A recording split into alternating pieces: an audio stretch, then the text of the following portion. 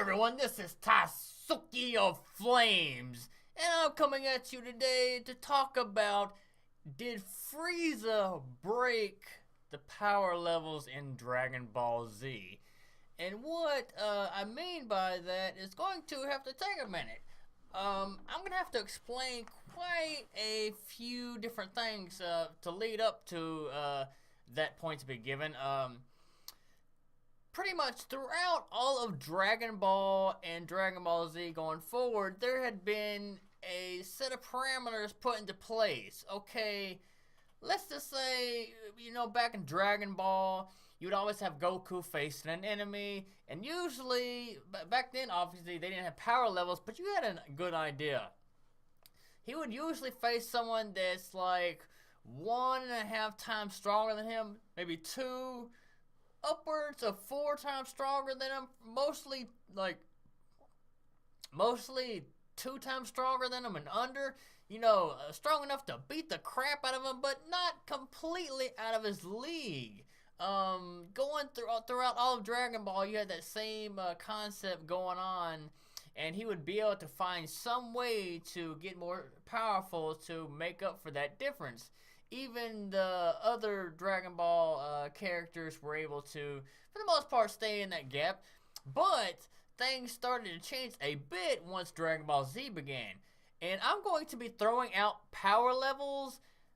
Understand they are just to give an idea. Don't go like, Tatsuki said this guy had a power level, blah, blah, blah, blah, blah. No, that is not what I mean. Some of these power levels are ones that I remember, but they are not official power levels. They are not expected to be right. They are just ballpark, give you an idea so I can make my point.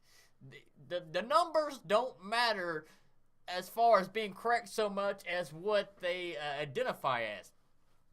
Okay, starting out, we had Raditz showed up. And when Raditz showed up, he was way stronger than anything they'd ever have to deal with. So much so that Goku actually had to team up with Piccolo. Goku had a power level of a bit over 300 to mid 300s, and Piccolo also had a very similar level. I'm not going to give something specific on them. I don't remember them off the top of my head, but I know they were both a decent amount over 300, and Goku was a bit stronger than Piccolo, but they were both pretty dang close to each other. So, when they went to face Raditz had a power level of 1200. Everyone knows that. So, that puts us in that ballpark. Because Raditz was, I would say, 3 to 4 times stronger than him. Now, of course, when they took off the weighted clothing, they were more around 400, or give or take. So, he was 3 times stronger than him. And they had attacks and techniques like the Kamehameha, which Goku used to attack with, that I think they said was somewhere right around 1,000, maybe a little bit under, something like that. So they could get their power levels up to deal with that. And Piccolo was able to use his new attack and special beam cannon. If I say the other way to do it, I'm gonna butcher the crap. My Konkan Sapo, something like that. I'm sorry, I'm not perfect. I don't know how to say it right. That is the correct way to say it. If you say it correctly, not how I did it. I'm not good at pronouncing it. Let's just say special beam cannon, for crying out loud. I know how it's said right. I'm just not good at saying it right. Right? Oh, okay. They were able to deal with him because they were in the ballpark of his power level. Everything was good. But you had Vegeta and Nappa, 2 of the Saiyans, coming in a year. So that created a problem. So obviously Goku died from that battle, and Piccolo took Gohan to go train because they saw his ability to boost his power, and he had a lot of promise, which he goes on with forever, and will always have promise. Yeah, okay, whatever. And you also had the Z Fighters that went up to train with Kami to get stronger, and Goku, once dead, went and trained with King Kai, which all this stuff in a year's time span made sense. The Z Fighters for the most part got anywhere all got over 1,000 power levels. Some stronger than others. Tien was stronger than Yamcha and them like that. Krillin did pretty good with it. Uh, Piccolo was over 2,000, upwards of 2,500, give or take. Like I said, I don't know the exact levels, and I am not stating this was his power level. But Piccolo was a lot stronger than the rest of them. Gohan wasn't too bad either, but he still wasn't good at using his power then for the most part, so he wasn't too bad. But Nappa beat the living crap out of them. He was anywhere between 2 to 4 times stronger than each of them, depending on who it was. And his base power was somewhere around 4,000. Could push it up to maybe 7, something like that. I'm gonna have to keep prefacing the fact that don't go like, oh, he said it is that. They're just ideas, and they're just like something to latch onto. They don't have to be exact. That's not the intention of that. But when Goku arrived, Goku actually had a base power of 8,000. That's right, it's not 9,000. That over 9,000 line was a lie. It was a dub error, and they kept it in for a time because it sounded better and flowed better with the conversation. So, yeah, screw continuity, screw making sense and staying true. The manga as long as it sounds good. Okay, got that out the way, we will continue. Goku had a base power of 8,000, and with using the Kaioken attack, he could push that all the way up to, let's see, times 2, he was able to do 16,000 with times 2 and 3, all the way up to 24,000. And with times 4, he could push all the way up to 32,000. Okay, you got Vegeta. Vegeta has a base power of 18,000, which was a problem, which he was way stronger than the underlings, the Dragon Ball, the Z Fighters, whatever. But Goku at 8,000 was ballparked for Vegeta. Vegeta was like a little over 2 times stronger than him. But with Kaioken, he could match him, and overall, do damage, beat him with the help of the others eventually, but he was in the ballpark.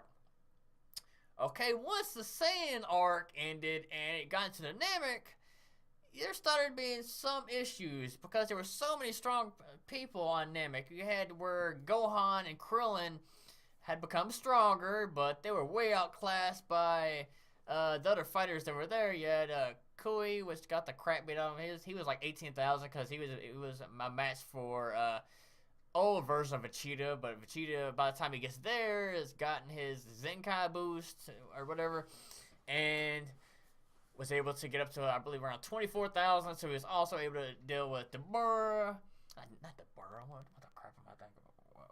That's not right. Anyway, he was able to deal with Zarbon and all them, and he had no. Yeah, it was that.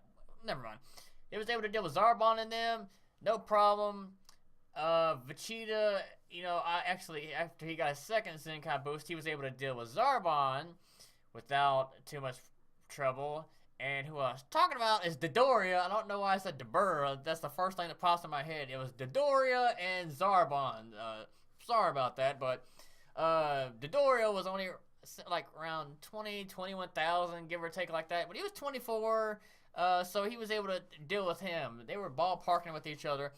You had Zarbon. Once he was able to actually transform, he was able to beat the living crap out of Vegeta. He was like 30-something thousand, something like that. But after his Zenkai boost from that, Vegeta was able to beat the crap out of him. Now things get interesting. First, Gohan and Krillin had their powers awakened. They were somewhere around Vegeta when he was on Earth, somewhere around the 19,000 range, give or take. They were somewhere around there. Okay, you got the Ginyu Force that shows up. That creates our first kind of problem.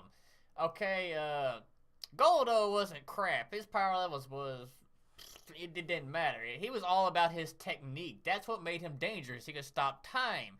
But overall, he wasn't a super strong fighter in general. Now, you had Jace, Birder, and Raccoon. They were all around the same power. But I always like to think that Raccoon was in the 40,000 range, and maybe Burter and Raccoon were like 45,000 apiece. Random crap like that. They were a little bit stronger.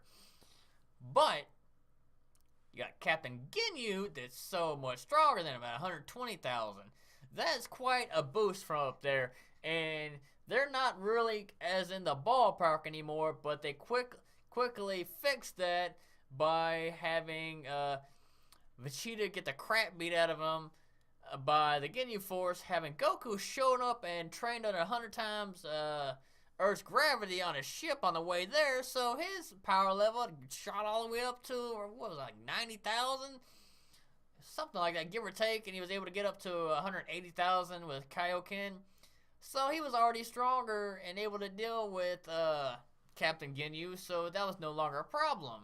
But for the most of them before that point, Captain Ginyu wasn't as good of a ballpark figure anymore, but he was still, right around it because Vegeta keeping getting the freaking Zenkai boost left and right. But after that, you had Goku was injured. Finally, Frieza shows up. Vegeta got number 935,000, 1,632 Zenkai boost. So he was back in the ballpark of freaking Frieza in his, let's call it first form. Yeah, it's not his base form, but it is his first form. The one you all know that will be on the picture. You don't need to look at the picture. If you're watching this video, you know what the crap he looks like. So, that was stupid. But, Frieza was like 530,000 for his power level in that form. And that's way stronger than most of them, but for Goku and Vegeta at that point in time, they were still 2-3 times stronger. They were in the ballpark. He was in the ballpark for that. Then he's like, I can transform. My power level's 1,000,000. Like, okay, that was always awesome to me. I was like, holy crap, it's 1,000,000. That sounds amazing. And then you look back at the major arc before that, Vegeta, the main villain, had a power level of 18,000, and then now you got a villain that has a power level of 1,000,000. That is a ridiculous leap. In Dragon Ball, they never had anything like that. Not even close. That's ridiculous. That is such a jump, and it doesn't even end there. They got to where when he transforms again into his freaking Ridley Scott alien form. He gets even stronger, and then once he becomes his final form, which is his base form, he's even stronger still. So we're like, Goku gets back, and he's able. Well, actually, Vegeta gets this stupid. Oh my God, I can't believe they did it, but Vegeta outright asked Krillin to hit him with a beam so he can become stronger. Like, that was the jump the shark moment if I've ever seen one in Dragon Ball. Just zap me and I'll get stronger. I mean, that was just really bad writing. It's like, how do we get Vegeta stronger? Just zap him and bring him back. Woo! I mean, seriously, they couldn't think of anything better? They wouldn't even had this problem if they hadn't made the damn villain so strong, but that's besides the point for a minute. Let's get back on topic. We have Goku that had come back, and he was quite a bit stronger. His base power was, like 3 million? So he was able to go toe-to-toe with Frieza, no problem. Going back and forth, everything was going good, until Frieza said, by the way, dun dun dun, I'm at 1% of my full power. Yeah. So he goes up to 50%, so he's at freaking 60 million. Goku is nowhere inside of the ballpark anymore. He's like freaking down out the street, down the road in the gutter. And that's just 50%. Goku's at 3 million. And he shows the ability to increase his power to kind of match it to a degree, but it's not like he's not even close to that. Especially when Frieza goes up to 120 million, his true power. Why do they need to make him that damn strong? I mean, to this planet, Goku could go up to 180,000. And they already had a villain on planet with a power level of 120 million. That is so outside of the ballpark that he's in a completely different universe on planet Salad right now. There was just no reason to ever do this. They should have either one kept Frieza until sometime later, or two, don't make him so damn strong. There's no reason for it to have his power level 120 million. They can still have him crazy intimidating with a much lower power level, or just never come up with power levels. Just have him be strong. Like in Dragon Ball, we had no idea what number to attach to this person. We could just see how strong he was by him beating the crap out of someone else. We'd be like, oh, he has to be pretty dang strong. Look what he did. But by making Frieza so mega overly powerful, it made him so they had to do so much off the wall crazy crap to make him stronger. Between having Gohan and Krillin get their some power awakened, and then having Vegeta get like 50 billion Zenkai boosts from was it getting the crap beat out of him by Zarbon, then getting the crap beat out of him by Raccoon, and then getting the crap beat out of him by Frieza and zapped by Krillin and blah blah blah blah blah. And same stuff with Goku having to get Zenkais. I don't know how he got such a freaking. And how did they decide how freaking powerful you get? I mean, like you got Vegeta that was somewhat close to Goku, and then that, and he tried to recover from that. He didn't get anywhere near that. Okay, you got what was it? Vegeta was able to do something against Captain Ginyu in Goku's body at that point in time when he was starting to unlock it. After he got his Zenkai boost, he was able to take out Jace and everything. So he's at least somewhere around Goku, not quite on his level, but somewhere around there. And when he recovers, he's probably still weaker than first form Frieza. But Goku, after that fight, once he gets his Zenkai boost, he goes all the way up to 3 freaking million and faces final form? Who the hell decides this? I mean, that's just off the dang wall. It created so many issues that went on throughout the entire series just because they made this one villain so overly strong. Now, like I said, at the beginning of Dragon Ball Z, they had every villain was still somewhat in the ballpark. You could come up with at least some kind of decent way for how the main good guys were actually able to get their power strong enough to actually do something about the villain. Against Vegeta, Nappa, Raditz, all of them. But once it comes to Frieza, they had to come up with some of the laziest off the wall, just throw something against the wall and hope it sticks crap to get them anywhere near to Frieza, to where they said, oh, Super Saiyan, how just 50 times multiplier, bam, that solves the problem. Like, what? It's this stuff like that that's why we got Super Saiyan 1, 2, 3, 7, 89, and everything else, because they always needed some extravagant way to make up for the ridiculous amounts of power that they put into their villains. After, later than that, when it came to like Cell and stuff like that, they weren't as out of the ballpark as Frieza was, but it was still kind of ridiculous. It's more so just Frieza in general. He was too strong, and it really hurt the series. I'm glad, except for that dang movie line, I'm glad they don't do it and talk about power levels, because when you put a number to a person, you start to be defined by that. Like, he's stronger than him, he doesn't stand a chance. I'd like to see it just with them duking it out. We can see in action who's stronger, and technique, not just a number. And I hope they never do anything like that again, because that was a stupid decision that hurt the series for a long time. Now, I don't know if you agree with me, and I'll go back, don't quote me on them damn power levels. Like, some of them are correct, but other ones are just thrown against the wall, guesses just to make the point I was trying to make. Now, if you like this video, go ahead and leave a like. If you want to see more content like this, be sure to subscribe. If you disagree with me or have anything to say on the subject, just go ahead and comment down below. I am very open to talking about this subject. Very open to talking about Dragon Ball in general. And as always, I will see you in the next episode. See ya!